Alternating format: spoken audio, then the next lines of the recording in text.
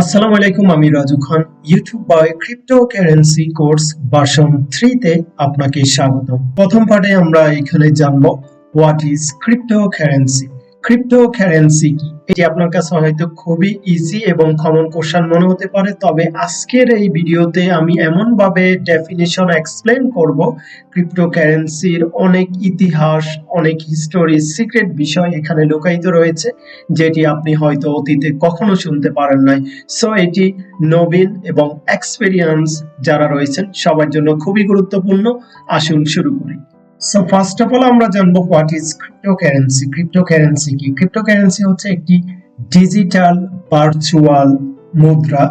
সহজ ভাষায় আমরা যদি এটিকে এক্সপ্লেন করি তাহলে এটি হচ্ছে টাকা, রুপি, স্বর্ণ এবং ডলারের পরিবর্তে ব্লকচেন প্রযুক্তিকে কাজে লাগিয়ে digital wallet to wallet, peer to peer, digital decentralise লেনদেন প্রক্রিয়াকে ক্রিপ্টোকারেন্সি বলে।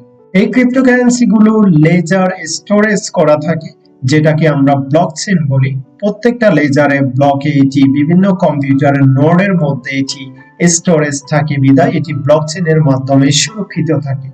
এবার আসুন আমরা জানবো ক্রিপ্টোকারেন্সি কবে তৈরি হয়েছিল। ক্রিপ্টোকারেন্সি অ্যাকচুয়ালি তৈরি হয়েছিল 2008 সালের 31শে অক্টোবর। কোনো এক বা একাধিক গোষ্ঠী, ব্যক্তি, যাকে আমরা সাতোশি নাকামোতো নামে চিনি। সাতোশি নাকামোতোকে, এটি যদি আপনার কোশ্চেন থাকে, এটি জানতে হলে অবশ্যই আপনাকে ক্রিপ্টোকারেন্সির জন্ম কেন হয়েছে সেটির ইতিহাস জানতে হবে। আপনার মনে একটি কোশ্চেন আসতে পারে, ক্রিপ্টোকারেন্সির পৃথিবীতে কেন জন্ম হলো, কি রিজন, বিহাইন্ড দ্য রিজনটা কি? সেই রিজনটা আমরা আজকে ফাইন্ড আউট করার ট্রাই করব, যেটা অতীতে কেউ করে নাই। আমরা যদি আমেরিকান স্টক মার্কেটের অতীতে একবারে সেরা ক্র্যাশ দেখি, সেটি হচ্ছে 1987 সালে ব্ল্যাক মানডে বলা হয় যেটা, সেটি আমেরিকান ইতিহাসে এক বিধ্বংসী ক্র্যাশ ছিল। 1987 সালে আমেরিকান স্টক মার্কেটে বিগ ক্র্যাশের পর একটা প্রতিষ্ঠানের জন্ম হয়, সেটির নাম হচ্ছে সাইবারপাঙ্ক।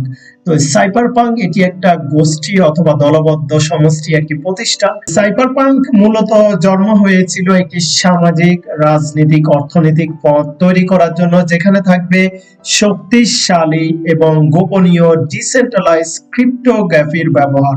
সেই ক্রিপ্টোগ্রাফির মধ্যে এক বা একাধিক গোষ্ঠী এখানে সমন্বিতভাবে এই সাইবারপাঙ্কের জন্ম দিয়েছে। তারপর সাইবারপাঙ্কের আত্মপ্রকাশ শুরু হয় 1987 সালে, যখন আমেরিকান বিগ স্টক মার্কেটের ক্র্যাশ হয়েছিল। সো সেদিক দিয়ে আমরা যদি কম্পেয়ার করি তাহলে ক্রিপ্টোকারেন্সি জন্মের পিছনে সাইবারপাঙ্কের গুরুত্বপূর্ণ ভূমিকা রয়েছে। সেটি কেন রয়েছে আমরা একটু পরে এক্সপ্লেন করব। তো আপনাদের আরেকটি কোশ্চেন আসতে পারে, হু ইজ বিটকয়েন ক্রিয়েটর, অর্থাৎ বিটকয়েন অথবা ক্রিপ্টোকারেন্সি কে তৈরি করেছে? সো এই ক্ষেত্রে আমরা জানি সাতোশি নাকামোতো, সেটি একটা সাইবারপাঙ্কের একটা গোষ্ঠী। সো সেটি অনেকে কোনো ইন্ডিভিজুয়াল ব্যক্তিও বলে থাকে, অনেকে গোষ্ঠীও বলে থাকে। এখানে সম্ভাব্য 4 জন ব্যক্তির নাম দেওয়া রয়েছে, আপনারা দেখতে পাচ্ছেন, যেগুলোকে মনে করা হয় সাতোশি নাকামোতো বিটিসি ক্রিয়েটর। এখানে প্রথম ব্যক্তির নাম হচ্ছে ডোরিয়ান নাকামোতো। সো ডোরিয়ান নাকামোতো উনি একজন জাপানিজ কম্পিউটার সায়েন্টিস্ট, কোডার এবং প্রোগ্রামার। ওনাকে প্রথম টার্গেট করা হয়েছে যেহেতু ওনার নামের পাশে নাকামোতো যুক্ত রয়েছে, এবং আমরা জানি বিটিসি অথবা বিটকয়েনের যে ওনার নাম সাতোশি নাকামোতো। সো যেহেতু নাকামোতো জড়িত রয়েছে এবং ওনার কিছু সিমটম রয়েছে, উনি পলিটিশিয়ানও ভালো বুঝে এবং সামাজিক অবক্ষয়, উন্নতি, এগুলো সম্পর্কে ওনার অগাধ পিএইচডি রয়েছে এবং ইলেকট্রনিক মেলেও ওনার পারদর্শিতা রয়েছে, তাই ওনাকে সন্দেহ করা হচ্ছে উনি সাতোশি নাকামোতো হতে পারে। দ্বিতীয় যে ব্যক্তি, ওনার নাম হচ্ছে ক্রেগ রাইট। ক্রেগ রাইট হচ্ছে একজন অস্ট্রেলিয়ান কম্পিউটার সায়েন্টিস্ট এবং প্রোগ্রামার।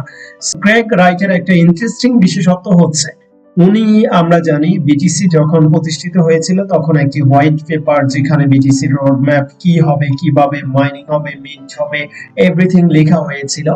সো বিটিসি যে হোয়াইট পেপার রয়েছে, সেই হোয়াইট পেপার যখন রিলিজ হয়েছিল, রিলিজের প্রায় 2-3 মাস আগে এই ক্রেগ রাইট উনি একটা আর্টিকেল লিখেছিলেন বিটিসি হোয়াইট পেপার কেমন হতে পারে। সো যেহেতু হোয়াইট পেপার রিলিজের আগে উনি সেটা সম্পর্কে লিখেছেন, সে অনুযায়ী ওনার এখানে অগাধ জ্ঞান রয়েছে তার কারণে ওনাকেও সন্দেহ করা হচ্ছে সাতোশি নাকামোতো অথবা সাইবার পাঙ্কের উনি গ্রুপের কোনো সদস্য।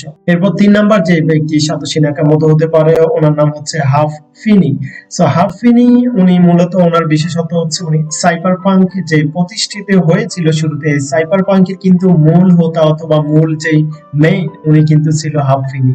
সো হাফ ফিনি সাইবার পাঙ্কের গোষ্ঠীর নেতৃত্ব দিয়েছিল। আর আরেকটা বিশেষত্ব হচ্ছে যখন সর্বপ্রথম সাতোশি নাকামোতো বিটিসি ক্রিয়েট করেছিল ফার্স্ট ট্রানজাকশনটা ওনাকে দেওয়া হয়েছিল, উনি সর্বপ্রথম বিটিসি রিসিভার ফার্স্ট উনি রিসিভ করেছে। সো এই জন্য ওনাকে বিটিসির যে সাতোশি নাকামোতো গোষ্ঠী সাইবার পাঙ্কের ওনাকে কিন্তু সদস্য মনে করা হয়। তারপরে ফোর্থ যে ব্যক্তিটি রয়েছে ওনার নাম হচ্ছে নিক শাবো। নিক শাবো ওনার আরেকটি ইন্টারেস্টিং বিষয় হচ্ছে আমরা জানি বর্তমানে ইথেরিয়াম সহ বিভিন্ন টোকেন কয়েন স্মার্ট কন্ট্রাক্টে পরিচালিত হয়। সেই স্মার্ট কন্ট্রাক্টের যেই ধারণা দিয়েছিল প্রাথমিক হোয়াইট পেপার অথবা যে প্রাথমিক যে ধারণা সেটি দিয়েছিল নিক শাবো। সো এই চারজন ব্যক্তিকে সমন্বয় করলে সাতোশি নাকামোতো বলা হচ্ছে। এখন এখানে এদের বাইরেও একাধিক ব্যক্তি অথবা গোষ্ঠী সাইবার পাঙ্কে থাকতে পারে যারা এই ক্রিপ্টোগ্রাফি অথবা ক্রিপ্টোকারেন্সি ব্লকচেইন এগুলো ক্রিয়েট করেছে। বর্তমানে সারা বিশ্বে ক্রিপ্টোকারেন্সির সংখ্যা 22,000 প্লাস রয়েছে এবং এক্সচেঞ্জ সাইটের সংখ্যা যেখানে আমরা ট্রেডিং করে থাকি করতে পারবেন সেগুলো রয়েছে 534টা। টোটাল মার্কেট ক্যাপিটাল টোটাল সারা বিশ্বে পান রয়েছে 876 বিলিয়ন। তো এই 22,000 কারেন্সির মধ্যে সর্বপ্রথম কারেন্সির নাম হচ্ছে বিটকয়েন যেটা বিটিসি বলা হয়, দ্বিতীয় হচ্ছে ইথেরিয়াম, তৃতীয় রয়েছে লাইট কয়েন, এছাড়া বর্তমানে ডজ কয়েন, কার্ডানো, পলিগন, পোলকাডট সহ 22,000-এরও অধিক ক্রিপ্টো কারেন্সি মার্কেটে অ্যাভেলেবেল রয়েছে। সো আশা করি আজকের ভিডিওতে আপনি ক্রিপ্টো কারেন্সি কি এটি সম্পর্কে নতুন একটি ধারণা পেয়েছেন। পরবর্তী পার্টের জন্য সবাই অপেক্ষায় থাকুন। আল্লাহ হাফেজ।